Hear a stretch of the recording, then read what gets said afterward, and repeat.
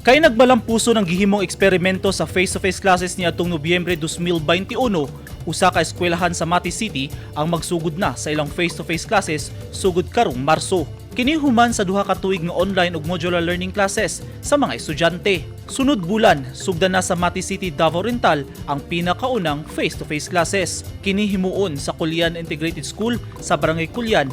Mauna kini ang mamahimong pilot school sa Davao Oriental. Usa lang una ka classroom ang gamiton alang sa in-person class. Ang eskwelahan mao ang napili sa Department of Education aron magpahigayon og face-to-face classes sa Mati City. Gi-inspeksyon na ang eskwelahan nitong Lunes aron masusi ang pasilidad ug ang mismong tulonghaan. Atol sa inspeksyon, nakita sa mga evaluator sa DepEd nga may pasar ang Kulyan Integrated School sa tanang kriteria nga ilang gilatad. Gipaniguro sa mga kadagkuan sa eskwelahan nga ilang masunod ang minimum public health standards sa ilang pag-abri.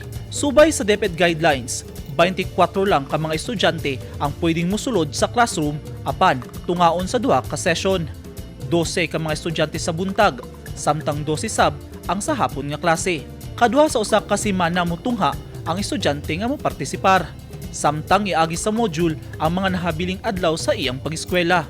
Ang pagbalik sa face-to-face classes nasubay sa mando sa National Interagency Task Force apan kinahanglan nga kompleto na sa bakuna batok COVID-19 ang tanang magtutudlo ug estudyante nga mosalmot ug ang mga ginikana na bakunahan na usab ug dunay pagtugot nga maapil ang ilang anak sa face-to-face classes.